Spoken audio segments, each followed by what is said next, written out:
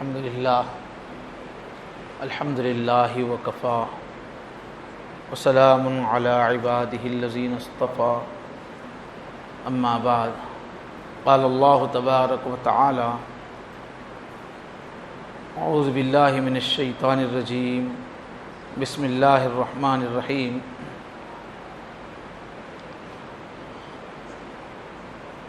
لا تحسبن الذین قتلوا فی سبیل اللہ اموات صدق اللہ العظیم اللہم صل علی سیدنا محمد وعلی آل سیدنا محمد وبارک وسلم اللہم صل علی سیدنا محمد وعلی آل سیدنا محمد وبارک وسلم اللہم صل علی سیدنا محمد وعلی آل سیدنا محمد وبارک وسلم۔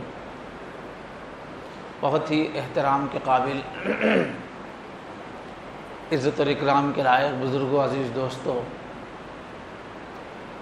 محرم کے مہینے کی مناسبت سے کچھ بیانات ہوئے ہیں۔ ایک تو 10ویں محرم کی جو فضیلت ہے، جو پہلے سے چلی آ رہی ہے، اس کا تذکرہ ہوا۔ پھر حضرت حسین کے واقعے کربلا کے سبق کیا ملتا ہے اس کا بیان ہوا۔ اور چونکہ اس واقعے سے بہت بڑے 2 ٹکڑے ہو گئے امت میں، شیعہ اور سنی، اور شیعہ کی گمراہی کا سبب اہل بیت کے سلسلے میں غلو اور صحابہ کرام کی تنقیص، جو ایک بہت بڑا فتنہ ہے۔ تو اس لیے صحابہ کرام کی دین میں جو عظمت اور اہمیت ہے، اس سے متعلق بیان ہوا۔ پھر ایسا نہ ہو کہ صحابہ کی عظمت کے اقرار میں اہل بیت کی عظمت کی کمی ہو جائے، اس کی بھی اجازت نہیں ہے۔ اہل بیت سے محبت ضروری ہے، جس طرح تمام صحابہ سے محبت ضروری ہے، عظمت ضروری ہے، تو اہل بیت سے تو خصوصی محبت ضروری ہے۔ پھر صحابہ کرام میں بھی جو مختلف درجات ہیں، سب کا درجہ ایک نہیں ہے، اس کی تفصیل ہمارے سامنے آئی۔ تو ایک بڑی جو فضیلت ہے، فطری طور پر جو حضور کے خاندان والے ہیں ان کی اہمیت زیادہ ہے، اس لیے کہ حضور اکرم صلی اللہ علیہ وسلم نے بہت سارے مرتبہ جو درود سکھایا ہم کو درود پڑھنے کے لیے، اس کے اندر جو ہے وعلی آل محمد ہوتا ہے، اے اللہ محمد صلی اللہ علیہ وسلم پر رحمت فرما اور آل محمد پر رحمت فرما۔ تو آل محمد میں ویسے تو حضور کے تمام ماننے والے آ جاتے ہیں۔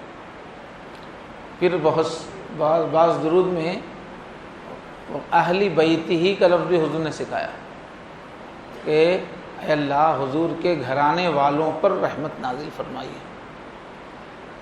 تو بہرحال اہل بیت کی خصوصی اہمیت ہے۔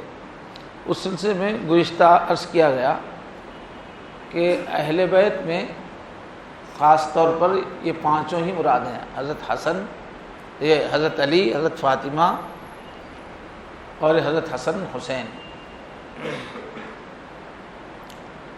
تو یہی مراد ہیں۔ اصولاً تو حضور کی جتنی ازواج مطہرات ہیں وہ سب گھر والی ہی ہیں، اہل بیت ہیں، لیکن جب ایک خاص آیت نازل ہوئی تو اس پر عمل کے سلسلے میں حضور نے اہل بیت کو چادر اڑائی اور مباہلہ کیا عیسائیوں سے۔ تو اس وقت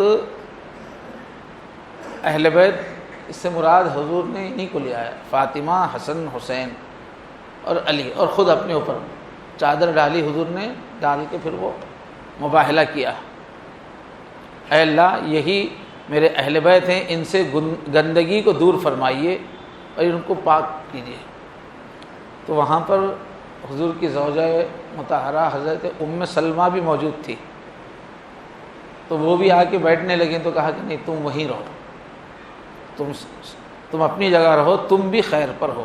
ترمذی میں یہی روایت سعد بن ابی وقاص سے بھی ہے، جس میں فرمایا یہی میرے اہل بیت ہیں، ہا اولائی اہل بیتی۔ ترمذی شریف کی روایت ہے، صفحہ نمبر 3724 ہے۔ تو اگرچہ تمام امہات المومنین کا درجہ بہت بڑا ہے، پورے مومنوں کی مائیں ہیں، وہ بہت بڑا درجہ ہے، لیکن اصل جو اہل بیت ہے اس میں یہی 4 شامل ہے حضور کے ساتھ۔ شاید اس وقت تک دوسری جو صاحبزادیاں ہیں، حضرت زینب، حضرت رقیہ، ام کلثوم، وہ وفات پا چکی تھیں۔ یہ جس وقت کا واقعہ ہے جو حضور نے ان 4 کو ہی بٹھایا۔ پھر ان اہل بیت میں بھی پھر سب کی فضیلت برابر نہیں ہے۔ حضرت علی رضی اللہ عنہ کی فضیلت حضور نے اہتمام سے بیان کی ہے، فرمایا کہ جو بھی مومن ہے وہ حضرت علی سے محبت کرے گا، اور جو بھی حضرت علی سے بغض کرے وہ منافق ہے۔ مسلم شریف کی روایت ہے۔ پھر صحابہ کے مجمع میں حضور نے فرمایا جو میرا دوست ہے وہ علی کا دوست ہے۔ اے اللہ، جو علی سے محبت اور دوستی رکھے آپ بھی اس سے محبت فرمائیے، اور جو علی سے دشمنی رکھے آپ بھی اس سے دشمنی کا معاملہ فرمائیے۔ یہ مسند احمد جو حدیث کی کتاب ہے اس میں یہ حدیث ہے، 19302 حدیث کا نمبر ہے۔ اور حضرت فاطمہ ہیں، ان کی بھی خصوصیت سے حضور نے فضیلت بیان فرمائی، سیدۃ نساء المؤمنین فی الجنہ، مومنوں کی جو عورتیں ہیں ان کی سردار ہے جنت میں، سردار جنت۔ یہ بخاری شریف کے اندر ہے، سیدۃ نساء ہذہ الامہ، اس امت کی عورتوں کی سردار ہے، حضرت فاطمہ کے بارے فرمایا۔ یہ روایت بخاری شریف میں ہے، 6285 اس کا نمبر ہے۔ حضرت عائشہ رضی اللہ تعالی عنہ نے حضرت فاطمہ رضی اللہ عنہ سے فرمایا کہ 4 عورتیں جنت کی عورتوں کی سردار ہوں گی، اس میں ایک حضرت مریم ہیں، دوسرے حضرت فاطمہ، تیسرے حضرت خدیجہ رضی اللہ عنہ، اور چوتھی ہیں فرعون کی بیوی حضرت آسیہ۔ یہ مستدرک میں روایت ہے حضرت عائشہ سے، روایت کا نمبر ہے حدیث کا 4853۔ تو بہرحال یہ اہل بیت جو ہیں ان کی خصوصی فضیلت ہے، ان سے محبت ہونی چاہیے، ان کی حق میں دعا ہونی چاہیے۔ اب اور ایک موضوع جو اٹھایا جاتا ہے اس سلسلے میں کہ شیعہ حضرات حضرت ابو بکر کو، حضرت عمر رضی اللہ عنہ کو اور حضرت عثمان کو ایسا پیش کرتے ہیں جیسے وہ حضور کے خاندان کے دشمن ہیں، ان کے حق کو چھین کے قبضہ کر لیا ہے، یہ ظلم کیا ہے، وہ ظلم کیا ہے، ایسی جھوٹی جھوٹی کہانیاں ان تینوں پر، چونکہ حضرت علی سے پہلے یہ تینوں خلیفہ بنے تو ان تینوں پر بہت تنقید کرتے ہیں۔ تو یہ ان کی پیداوار ہے، ورنہ صحابہ کرام کی یہ تینوں جو تھے، اور خاص طور پہ حضرت ابو بکر عمر کو زیادہ نشانہ بناتے ہیں، تو یہ دونوں کی بھی اور تینوں کی بھی حضور کے جو اہل بیت تھے ان سے بہت اچھی رشتہ داریاں تھیں، بہت اچھے تعلقات تھے۔ آج جیسا دشمن بنا کے پیش کر رہے ویسا نہیں، بہت محبتیں تھیں، بہت خلوص تھا۔ تو اس کے بھی کچھ واقعات ذہن میں رہنے چاہیے۔ حضرت حسین رضی اللہ عنہ سے روایت ہے، حضرت شروع میں یہ کم عمر تھے، حضور کے زمانے میں بھی، حضرت عمر کے زمانے میں بھی، تو حضرت عمر رضی اللہ عنہ کو نصیحت کرتے تھے کہ آپ ہمارے پاس آیا کریں۔ چھوٹے بچے تھے، حضور کی حضرت عمر کی محفل میں بہت رعب کا عالم ہوتا تھا، سارے آدھی دنیا کو انہوں نے فتح کیا تھا اس وقت کی، خود بھی بہت رعب والے تھے، تو سنجیدہ محفل ہوتی تھی، بہت بڑے بڑے مشورے دینے والے ہی ہوتے تھے، لوگ جانے کے لیے ڈرتے بھی تھے، لیکن حضرت عمر اپنے رعب کے باوجود حضرت حسین سے کہتے تھے کہ آپ ہماری محفل میں آتے رہیں۔ ایک مرتبہ گئے، حضرت حسین چھوٹوں میں شمار ہوتے تھے، نوجوانوں میں شمار ہوتے تھے، وہاں پر حضرت معاویہ بیٹھے ہوئے تھے۔ حضرت معاویہ کی شخصیت ایک مدبر کی تھی، امور سلطنت میں بہت ماہر تھے، اور تینوں خلفاء کے زمانے میں ان کو ملک شام کی سرداری ملی تھی ان کی مہارت کی وجہ سے۔ تو اتنے میں حضرت عمر رضی اللہ عنہ کے بیٹے ابن عمر آئے، اپنے ابو کی محفل میں اندر داخل ہونے کی اجازت مانگی، تو ابن عمر کو اجازت نہیں ملی، ان کو اندر آنے کی اجازت نہیں ملی۔ حالانکہ ابن عمر بھی اتنے زیادہ قابل تھے کہ اپنے انتقال کے وقت جن 6 آدمیوں کو حضرت عمر نے منتخب کیا تھا کہ یہ 6 میں سے جس کو چاہیں خلیفہ بنا سکتے ہیں، ان میں اتنی اہلیت ہے، اس میں سے تھے، یا اس میں ان کو نہیں رکھا اور قابل تھے یہ، مگر ان کو اجازت نہیں ملی اندر آنے کی۔ وہ دیکھ کے حضرت عثمان، حضرت حسین وہ بھی واپس ہونے لگے کہ بیٹے کو ہی اجازت نہیں ملی تو، اور شخصیت بھی ان کی اونچی تھی، مجھے کیا ملے گی۔ لیکن حضرت عمر نے ان کو خاص طور پہ بلایا کہ تم ابن عمر سے زیادہ اجازت کے مستحق ہو، سر پہ ہاتھ پھیرا اور فرمایا کہ ایمان کا پودا تو آپ کے گھر سے نکلا، چونکہ نواسے ہیں حضور کے، اور اللہ کا فضل آپ لوگوں کو ملا، پھر آپ سے، آپ کے خاندان سے پھر امت کو ملا۔ اس طرح تعریف کرتے ہوئے حضرت عثمان، حضرت حسین کو اپنے قریب بٹھایا۔ تو حضور کے خاندان سے بہت عقیدت تھی حضرت عمر رضی اللہ عنہ۔ وظیفے دینے کا وقت بھی آیا، جو فتوحات ہو رہی تھیں، مال آ رہا تھا، تو سب کے وظیفے مقرر ہو رہے تھے۔ جو کمانڈر لوگ ہیں ان کے وظیفے الگ معیار کے تھے، تو وظیفوں میں بھی حضرت عمر یہ دیکھتے تھے حضور سے جس کا جتنا زیادہ قریب کا رشتہ ہے اس کا اتنا وظیفہ زیادہ رہتا تھا۔ اور حضور کے خاندان سے ایسی محبت تھی کہ عمر اچھی خاصی ہونے کے باوجود حضرت علی کی ایک بیٹی سے شادی کی کہ حضور کے خاندان سے میرا ربط ہو جائے، حالانکہ شادی کی کوئی ضرورت نہیں تھی۔ البتہ اس وقت کی تہذیب میں اس طرح عمروں کے بارے میں کوئی زیادہ توجہ نہیں تھی، ٹینشن نہیں تھا، رواج پڑا ہوا تھا۔ اچھی خاصی عمر کے لوگوں کی شادیاں جو ہے کم عمر لڑکیوں سے ہوتی تھی۔ آج کل اس کو جو بہت بڑا مسئلہ سمجھا جاتا ہے، اس طرح کا مسئلہ اس زمانے میں نہیں تھا۔ اس کی ایک بڑی وجہ یہ تھی کہ آج جو ہے کسی کی طلاق ہو جائے تو شادی بہت مشکل ہے۔ وہاں کا ماحول یہ تھا کہ کسی بھی عمر کے لڑکے کی کسی بھی عمر کی لڑکی سے شادی ہوتی تھی، اور لڑکی بڑی ہوتی تھی، لڑکا چھوٹا ہوتا تھا، لڑکی چھوٹی ہوتی تھی، لڑکا بڑا ہوتا تھا۔ ایک ایسا ماحول تھا کہ وہاں عمروں کا مسئلہ ہی نہیں تھا۔ تو جیسے ہی کسی کا اگر نکاح ختم ہو جائے تو فوراً وہاں رشتہ ہوتا تھا، تو اس سماج میں برائی نہیں مانا جاتا تھا اس کو۔ تو حضور کے خاندان سے نسبت ہو، اس نیت سے حضرت عمر نے حضرت علی کی ام کلثوم ایک بیٹی تھی ان کی، ان سے شادی کی ہے، کیونکہ حضور اکرم صلی اللہ علیہ وسلم نے فرمایا تھا کہ تمام خاندانی نسبتیں قیامت میں ختم ہو جائیں گی، اور جتنے رشتے ہیں خاندانی اس وقت ان کی اہمیت ختم ہو جائے گی۔ سوال تو ہوگا کہ کس نے کیسے رشتہ داروں کا خیال رکھا، لیکن رشتے وہاں باقی نہیں رہیں گے۔ لیکن حضور کا جو خاندانی رشتہ ہے، میری نسبت وہ باقی رہے گی فرما۔ اس وجہ سے صحابہ کو، یہ شیخین کو ایک لگاؤ رہتا تھا کہ حضور کی رشتہ داری ہم کو مل جائے۔ چنانچہ وہ ام کلثوم جو بہت چھوٹی عمر کی تھی، مطلب نوجوان تھیں، یہ حضرت کی بڑی عمر تھی، تو ان سے جو بچے پیدا ہوئے ان کا نام پڑا زید بن عمر، عمر کے بیٹے۔ تو وہ کہتے تھے کہ فخر سے میں 2 خلیفہ کی اولاد ہوں، حضرت علی سے بھی رشتہ ہے میرا، حضرت عمر سے بھی رشتہ ہے، 2 خلیفہ کی میں اولاد ہوں۔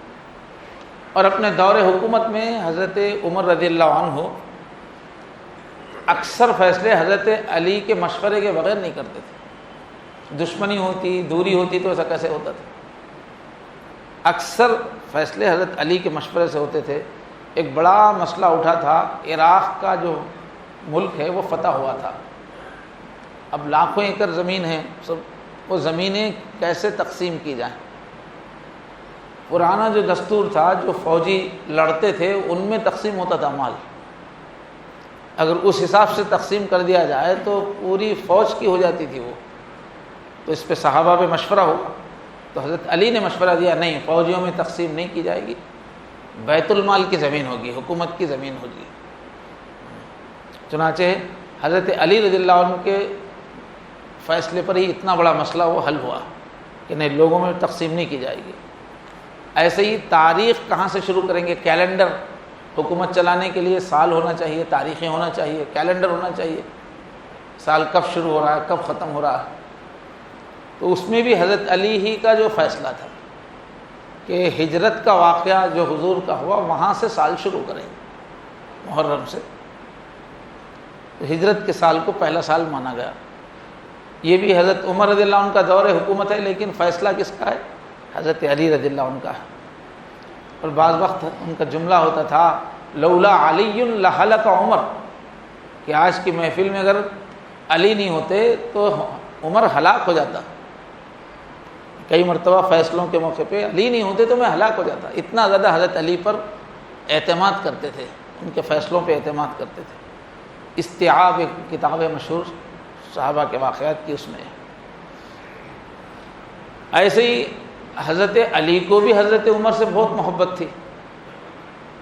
چنانچہ حضرت عمر رضی اللہ عنہ کا انتقال ہوا، حضرت علی کو اطلاع ملی تو آئے اور آپ کی جو میت تھی چہرے سے کپڑا ہٹایا اور کہا اے ابو حفص، یہ حضرت عمر رضی اللہ عنہ کا کی کنیت تھی، اے ابو حفص رحمکم اللہ، اللہ تم پر رحم فرمائے، رسول اللہ کے بعد فواللہ ما بقی بعد رسول اللہ صلی اللہ علیہ وسلم احد احب الی ان القی اللہ بصحیفتہ منک۔ مسند احمد کی روایت ہے، کہا اللہ کی قسم، حضور کے بعد جو ہے اگر کوئی شخصیت ایسی تھی کہ میری تمنا تھی کہ ان جیسا میرا نام اعمال ہو، ایسا نام اعمال لے کے میں اللہ کے پاس پہنچوں، حضور کے بعد اگر کسی کا نام اعمال ہے تو آپ کا نام اعمال ہے۔ زار و قطار پھوٹ پھوٹ کے حضرت علی رو رہے تھے۔ لوگوں نے پوچھا کیوں آپ اتنے غمگین ہیں؟ تو کہا کہ عمر کی موت سے ایسا خلا پیدا ہو گیا ہے جو قیامت تک پر نہیں ہو سکتا۔ یہ کہہ کے حضرت علی رو رہے تھے۔ تو حضرت علی اور شیخین ابو بکر عمر کے درمیان گہری محبت بھی تھی، باہمی ہمدردی تھی، ایک دوسرے کی قدر جانتے تھے، دلوں میں بالکل بغض اور کینہ نہیں تھا، آپس میں رحیم تھے، اسلام کے دشمنوں کے لیے سخت تھے، اشداء علی الکفار رحماء بینہم۔ ایسے ہی حضرت عثمان اور علی کا مسئلہ ہے، اور چونکہ حضرت عثمان حضرت معاویہ کا خاندان ایک ہے تو اس کو اور بھی نشانہ بنایا جاتا ہے۔ تو پہلی بات تو کہ دونوں خاندانی نسبتوں کے اعتبار سے رشتہ دار تھے، دونوں کا جو خاندان ہے بنو امیہ بنو ہاشم پہلے سے ہی رشتہ دار خاندان ہے، اور حضور کے دونوں بھی داماد ہیں، حضرت علی بھی داماد ہیں، حضرت عثمان تو ڈبل داماد ہیں، دو بیٹیاں تھیں۔ تو ایک گھر کے دونوں داماد ہونے کی وجہ سے آپس میں خلوص تھا، محبت تھی۔ ہندوستان میں تو ساڑوں میں بہت اچھے تعلقات رہتے ہیں، وہاں پر وہ ماحول نہیں ہے، لیکن یہ کہ دونوں ایک گھر کے داماد تھے، اس اعتبار سے دونوں میں محبت تھی، حضرت عثمان اور حضرت علی کے اندر بڑا ایک دوسرے کا پاس و لحاظ رکھتے تھے۔ چنانچہ جب حضرت عثمان رضی اللہ عنہ کی خلافت کے زمانے میں یہودیوں کی سازشوں سے بغاوت ہوئی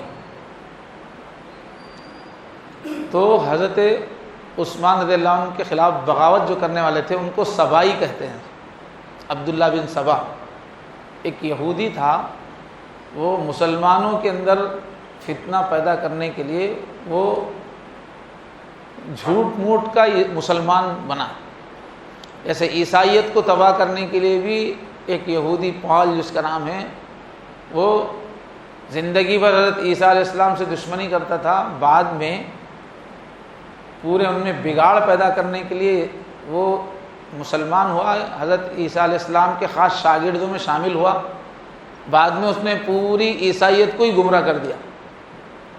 تو رومیوں کا جو مشرکانہ مذہب تھا اس پہ ڈھال دیا اس نے، یہودی نے۔ تو اسلام میں بھی راستہ بدلنے کے لیے یہ جو یہودی تھا عبداللہ بن سبا، وہ بظاہر مسلمان ہوا، اس کے بعد جو ہے اس نے مسلمانوں میں لڑائیوں اور ایک نئے دین کا ماحول بنایا. اسی کا بنایا ہوا دین ہے یہ جو شیعت ہے، اسی کی بنیاد ہے.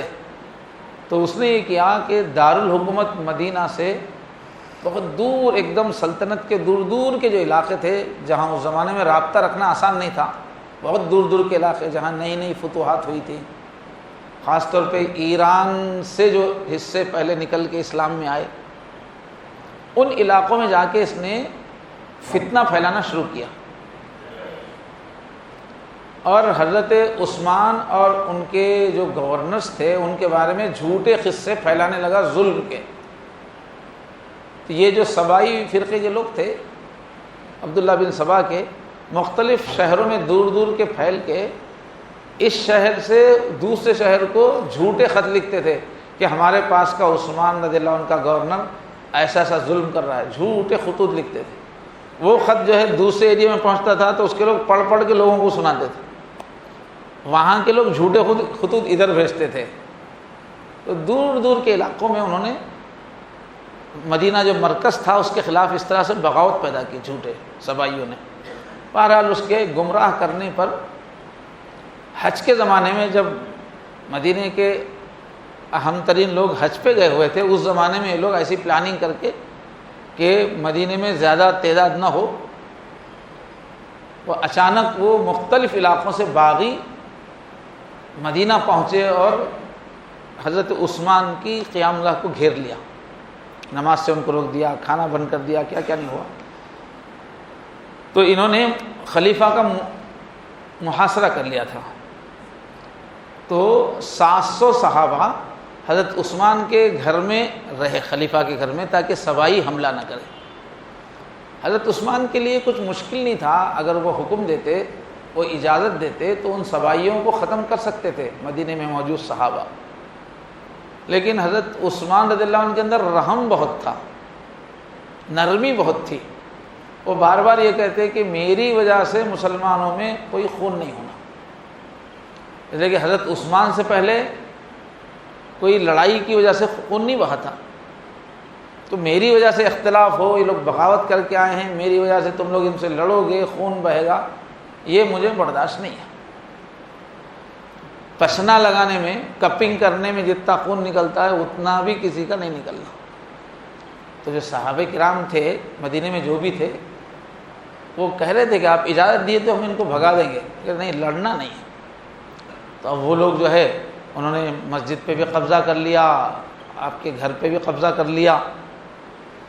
تو آپ کی حفاظت کے لیے 700 صحابہ حضرت عثمان کے گھر کے اندر ہی انہوں نے قیام کیا حفاظت کے لیے، محاصرے میں، جب اطراف سے باغی محاصرہ کیے ہوئے تھے.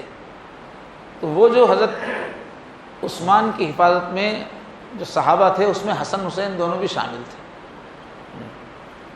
حضرت علی بھی، حضرت حسن حسین کو تو خاص طور پہ دروازے پہ مقرر کر دیا تھا کہ جہاں خطرے کی جگہ تھی. اچھا، وہ لوگ نام لے کے آ رہے تھے حضرت علی کی تائید کا، جو باغی تھے بظاہر حضرت علی کی تائید کا نام لے کے آ رہے تھے. تو اس وجہ سے اپنے گھر کے لوگوں کو خاص طور پہ کھڑا کیا کہ حضرت عثمان رضی اللہ عنہ کی حفاظت کریں. تو حفاظت میں حضرت حسن حسین تھے.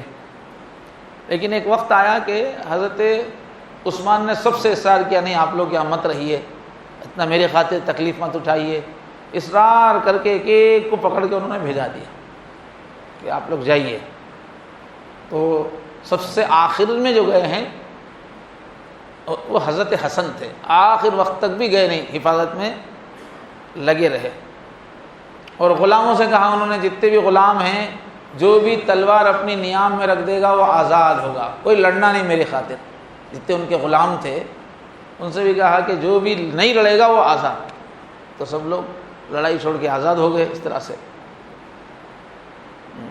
حضرت علی نے جنگ کی 2 بار اجازت مانگی حضرت عثمان سے کہ آپ اجازت دیں گے تو یہ باغیوں سے ہم جنگ کریں گے.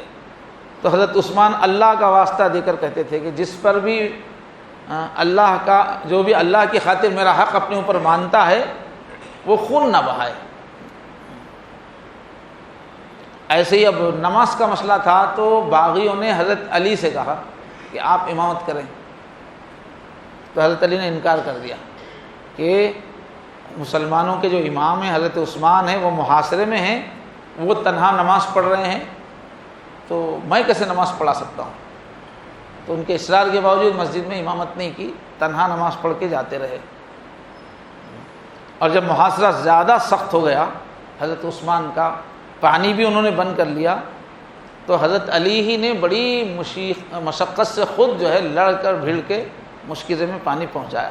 باغیوں نے سخت بھی کہا، سست بھی کہا، آپ کی سواری کو بھگایا بھی، لیکن وہ ان تک پہنچایا انہوں نے پانی۔ تو بہرحال حضرت علی میں اور تینوں خلفاء میں بہت محبت کا، جانثاری کا رشتہ رہا ہے، کوئی اختلاف نہیں، کوئی اعتراض نہیں۔ اور ایک پہلو اہل بیت کا جو دوسرے صحابہ سے تعلق تھا بہت خوشگوار تھا، تو اس وجہ سے کثرت سے رشتہ داریاں، حضرت ابو بکر کی جو پوتی ہیں ان کا نکاح حضرت حسن اور حسین سے ہوا، پوتیوں، دشمنی ہوتے تو رشتے کرتے تھے کیا؟ پوتی کا نکاح۔ اور امام محمد باقر کا جو نکاح جو اہل بیت میں ہیں ان کا نکاح ابو بکر کے پوتے جو تھے محمد بن قاسم ان کی لڑکی سے ہوا، ام فروا سے ہوا، رشتہ داریاں۔ اور انہی سے امام جعفر صادق پیدا ہوئے، یعنی حضرت ابو بکر اور حضرت علی کے خاندان کے ملن سے پیدا ہوئے جعفر صادق، جو بہت بڑے فقیہ ہیں۔ اب شیعوں کا جو فقہ چلتا ہے فقہ جعفریہ ہی چلتا ہے ان کے پاس، فقہ جو ان کے پاس ہے۔ اور اکثر جو فقہا جو ہے امام ابو حنیفہ ہیں وہ امام جعفر سے ہی انہوں نے فقہ سیکھی۔ بڑے بڑے اہل سنت کے جو بڑے بڑے امام ہیں انہوں نے یہ جعفر صادق سے ہی فقہ سیکھا ہے۔ اور ان کی نانی اسماء بنت عبد الرحمن کہتی ہیں کہ ولدنی ابو بکر مرتين، کہ مجھے ابو بکر نے 2 مرتبہ جنم دیا ہے، یعنی دونوں رشتوں سے، میں ننیال سے ددیال سے، دونوں بھی رشتے جا کے ابو بکر سے ملتے تھے، 2 طرف سے۔ اور آل عثمان کے ساتھ آل علی کے بھی رشتے بہت ہوئے، جیسے ابو بکر کی بات ہوئی، ایسے ہی عثمان رضی اللہ عنہ کے جو خاندان کے، حضرت علی کے خاندان میں بھی رشتہ داریاں بہت ہوئی ہیں۔ زمانے جاہلیت سے بھی یہ جو 2 خاندان ہیں بنو امیہ بنو ہاشم، ان میں کثرت سے رشتہ داریاں ہوتی تھی۔ اور حضرت حسن حسین کی جو نسلیں معروف ہوئی ہیں، وہ کربلا میں تو ایک ہی بچے تھے نا، کربلا میں ایک ہی بچے تھے، تو ان کی حضرت حسن حسین کی جو نسلیں خوب پھیلی ہیں وہ ہے حضرت عمر اور ابو بکر کے خاندان سے جو رشتہ داریاں ہوئی انہی سے ان کی نسل پھیلی ہے۔ اور اہل بیت میں کے خاندان میں بہت لوگوں کا نام ہے ابو بکر عمر، محبت کی وجہ سے اہل بیت کے لوگ ہوتے تھے مگر اپنے بچوں کا نام ابو بکر رکھتے تھے، عمر رکھتے تھے۔ تو بہرحال یہ جو خامخواہ ایک ماحول بنا دیا کفر کے اثر سے، گمراہی سے، ایسی کوئی بات نہیں تھی۔ صحابہ کرام کے اندر بہت محبتیں تھیں، اور سب کے اتفاق رائے سے حضرت ابو بکر کو خلیفہ بنایا گیا تھا، اور حضور کے خاندان کے تمام اہل بیت عام مسلمانوں کی طرح ان تینوں صحابہ سے بھی محبت رکھتے تھے۔ اب چونکہ تھوڑا سا وقت رہ گیا ہے تو ایک پہلو جو ہے حضرت حسین پہ یہ جو مصیبت آئی ہے، جو بلا آئی ہے، تو یہ بلائیں کیوں آتی ہیں اس کو سمجھنے کی ضرورت ہے کہ اللہ تعالیٰ نے اس دنیا کو دار العدل نہیں بنایا ہے، انصاف کی جگہ نہیں ہے یہ کہ جو حق ہوگا وہی غالب ہوگا، وہی جیتے گا، جو ناحق ہوگا وہ پیچھے ہوگا۔ تو دنیا کو اللہ نے دار العدل نہیں بنایا، بلکہ یہ، اور نہ تو یہ دار الحق ہے کہ جو حق ہے وہی یہاں پر چلے گا، دنیا میں جو حق ہے وہی غالب ہوگا، جو حق ہے اسی کی بات چلے گی۔ تو یہ دار العدل بھی نہیں ہے، دار الحق بھی نہیں ہے یہ دنیا، اور دار السرور بھی نہیں ہے یہ دنیا، خوشیوں کے لیے بھی نہیں ہے، خوشیاں ضمناً یہاں پر مل جاتی ہے جس کو ملنا ہے۔ یہ دنیا کیا ہے؟ یہ دار الامتحان ہے، امتحان کی جگہ ہے، آزمایا جا رہا ہے یہاں پر۔ اس لیے کسی کو خوشی نہیں مل رہی ہے تو وہ یہ نہیں سمجھے کہ اللہ ناراض ہے، خوشی کی جگہ ہی نہیں ہے یہ، خوشی مل گئی تو ایسے ہی مل رہی ہو۔ تو یہ جگہ جو ہے امتحان کی ہے، جس کو خوشی دی جا رہی ہے خوشی میں بھی اس کا امتحان ہو رہا ہے، وہ انعام کے طور پہ خوشی نہیں ہے، وہ اس خوشی کے پیچھے بھی اس کا امتحان ہے۔ اور جس پہ تکلیف آ رہی ہے وہ تکلیف اللہ کی ناراضگی کی وجہ سے نہیں ہے، یا اس انسان کے ذلیل ہونے کی وجہ سے نہیں ہے، یا ہر حال میں اس کے مجرم ہونے کی وجہ سے نہیں ہے۔ اس کے پاس جو تکلیف ہے، جو تکلیف آ رہی ہے وہ بھی آزمانے کے لیے ہے کہ یہ بندہ تکلیفوں میں کیسا رہتا ہے۔ تو یہ دارالامتحان ہے اور آخرت کی تیاری کی جگہ ہے۔ یہ مصیبتوں کے ذریعے سے بھی آخرت کی تیاری کرنا ہے، نعمتوں کے ذریعے سے بھی آخرت کی تیاری کرنا ہے۔ مصیبت کے دن اچھے گزاریں گے وہ آخرت کی تیاری ہے، دولت کے سہولت کے دن اچھے گزاریں گے وہ آخرت کی تیاری ہے۔ ہر حال میں یہاں آخرت کی تیاری ہے۔ اور کیا ہے، دیکھنے میں اچھے لوگوں پہ بھی مصیبت آتی ہے۔ فرمایا دار الغرور ہے، قرآن میں ہے، عمل حیات الدنیا الا متاع الغرور، یہ دھوکے کی جگہ ہے۔ تو آدمی برا رہتا ہے، اللہ کی نظر میں مجرم رہتا ہے، لیکن اس کو خاندان میں عزت ملتی رہتی ہے، شہر میں عزت ملتی رہتی ہے، دولت اس کو ملتی رہتی ہے، لوگ اس کو اپنا لیڈر بنا لیتے ہیں۔ اب اس کو دھوکہ ہو جاتا ہے، وہ سمجھتا ہے کہ بھائی میں اللہ کے پاس بھی مقبول۔ کفار قریش بار بار بولتے تھے کہ اگر اللہ ہم سے ناراض ہوتے اے محمد تو ہم کو سردار کیوں بناتے؟ مکہ کی سرداری ہمارے پاس ہے اور دولت ہمارے پاس ہے، گروپ ہمارا بڑا ہے، اور تم بولتے ہو کہ اللہ ہم سے ناراض ہے، یہ کیسا ہو سکتا ہے؟ اللہ راضی ہے تبھی تو ہم کو اتنی ترقی ہو رہی ہے، یہ کہتے تھے مکے والے۔ تو جواب دیا گیا کئی جگہ کہ نہیں، دنیا میں عزت ملنا، دنیا میں دولت ملنا یہ اس بات کی دلیل نہیں ہے کہ اللہ راضی ہے اور یہ آدمی اچھا ہے۔ اچھے کو بھی مل سکتی ہے، برے کو بھی مل سکتی ہے۔ یہاں دھوکے کی جگہ ہے، دار الغرور ہے۔ درجات جو انسان کے بنتے ہیں، اس کا مقام مرتبہ وہ دینی اعمال سے، جتنے زیادہ اچھے اعمال کسی کے ہیں، اور پھر اس میں بھی اندرونی کیفیت، دل کی کیفیت، تقویٰ کس کے دل میں ہے۔ اللہ تعالیٰ نے فرمایا کہ انسانوں میں ایک دوسرے کے بیچ میں فرق کرنے کی کوئی چیز نہیں ہے، بس الا بالتقویٰ، تقوی کی وجہ سے البتہ ایک آدمی دوسرے آدمی سے افضل ہوتا ہے۔ لیکن پھر فرمایا یہ تقویٰ ایسی چیز ہے کہ ظاہر میں نظر آنے والا کوئی پیمانہ نہیں ہے جس سے کسی کو ہم متقی سمجھیں۔ کسی کے کپڑے بہت اچھے ہیں، چہرہ بہت سنت کے مطابق ہے، تو ضروری نہیں کہ وہ متقی ہو۔ تو تقویٰ ظاہری ہے یہ سے نہیں پہچانا جا سکتا، ظاہری اعمال سے بھی فیصلہ نہیں کر سکتے کون متقی ہے۔ بظاہر نیک اعمال کر رہا ہے مگر اندر سے وہ تنہائی میں کیا کر رہا پتہ نہیں۔ تقویٰ ہاؤنا فرمایا، تقویٰ تو اندر ہوتا ہے، وہ نظر آنے والی چیز نہیں ہے۔ تو جو اصل فضیلت کی چیز ہے وہ اندر رہتی ہے، اور جو جتنی چیزیں نظر آتی ہیں وہ کوئی فضیلت کا معیار نہیں۔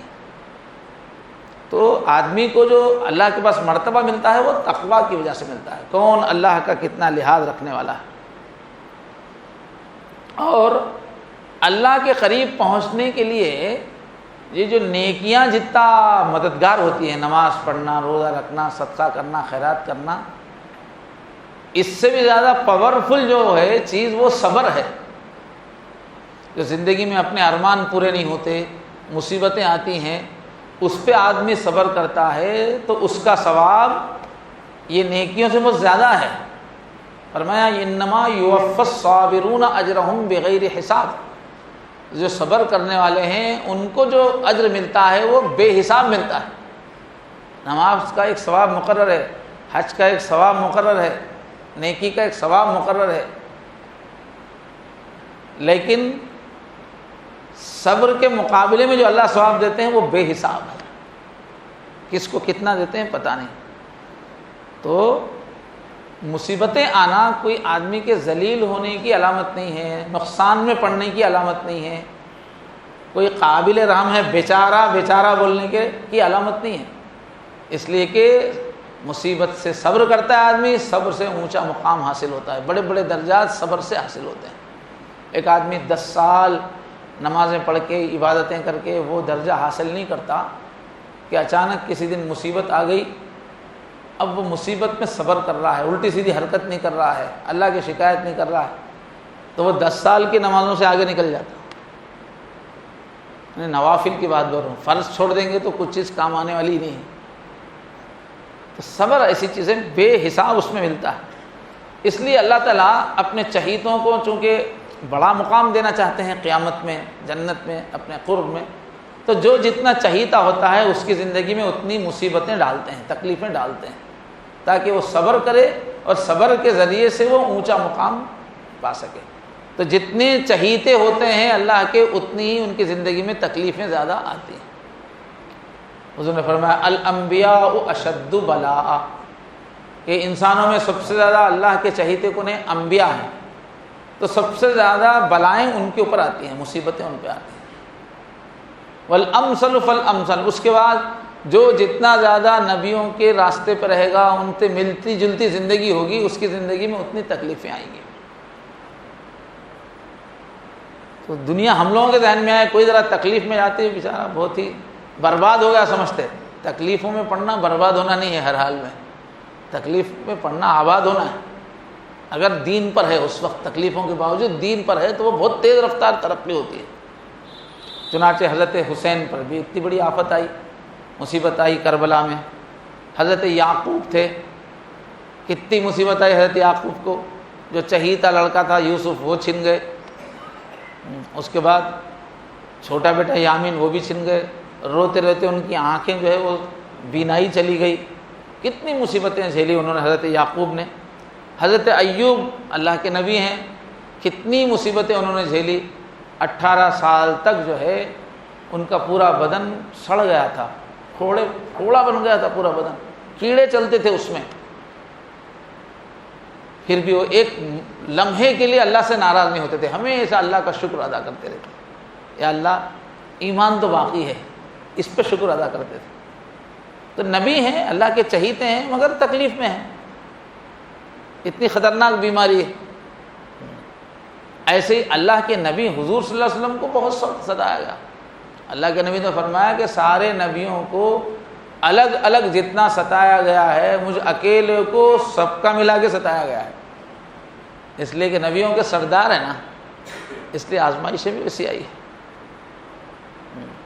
اب ہم لوگ ذرا کچھ پیسے کم ہو گئے تو پریشان ہو، کیا کرنا ہے، نماز پڑھ رہا ہوں، سب کر رہا ہوں، جو ہے کاروبار آگے نہیں چل رہا، پیسے نہیں، ذرا ہوتے جو ہے اپنی نماز عبادت کو ملا کے سوچتے کیا تو بھی قصور کر رہا ہوں میں، سب نیکیاں کر رہا ہوں نا، پھر بھی ایک کی پریشانی، فوراً اس کو ٹیلی کرنا شروع کرتے۔ جبکہ اللہ کے نبی کی زندگی میں فاقے کتنے تھے، حضور کی زندگی کے جو فاقے تھے اس کا ہم لوگ سامنا کر سکتے ہیں کیا؟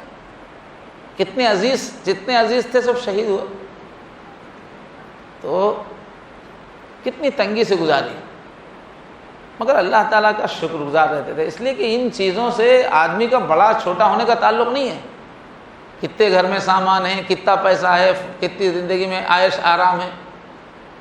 آج کل کیا ہے، یورپ کی وجہ سے، یہودیوں کی وجہ سے ذہن یہ بنا ہوا ہے کہ جس کے پاس عیش کا سامان جتنا ہے وہ اتنا بڑا ہے، جس کی زندگی میں لگژری لائف جیتی ہے وہ اتنا بڑا ہے، لوگ سمجھتے ہیں، اور جتنی سادگی ہے، سامان کم ہے، وہ اتنا گرا ہوا ہے سمجھتے ہیں۔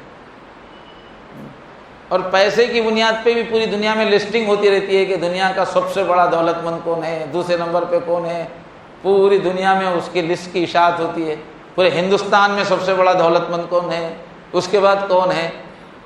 تو سرمایہ داری کا زمانہ ہے، پیسہ ہی پیسہ، پیسہ پیسہ، آدمی کا اخلاق کیسا ہو، کردار کیسا ہو، پیسہ کتنا ہے وہ دیکھتے ہیں۔ تو یہ جھوٹا معیار ہے، یہ شیطانی معیار ہے، یہ نادانی کا معیار ہے۔ پیسہ کوئی چیز نہیں ہے، آدمی کے کیریکٹر ہے اور آدمی کا تقویٰ ہے اس کا معیار۔ تو ہم لوگ کیا ہے، ذری تنگی آ گئی تو کیا مصیبت میں پڑ گئے ہوئے، ہم کچھ پولیس پکڑنا کیا تھا، ہم کچھ دشمنہ ستانا کیا، ہمارے خلاف ہی جو ہے محلے کے اندر بدنامی، ہم اتنا اچھا زندگی گزارے پھر بھی بدنام کر رہے، فوراً اللہ سے ناراض ہو جاتے ہیں، اللہ سے بدگمان ہونا شروع کرتے ہیں۔ اچھا بعض لوگ کیا کرتے ہیں، 1 سے 4 مرتبہ اگر پریشانی آ گئی تو ایسا دل میں بٹھا لیتے اللہ ہمارے خلاف ہی چھے، کیا کرے تو الٹا چھوتے رہتا۔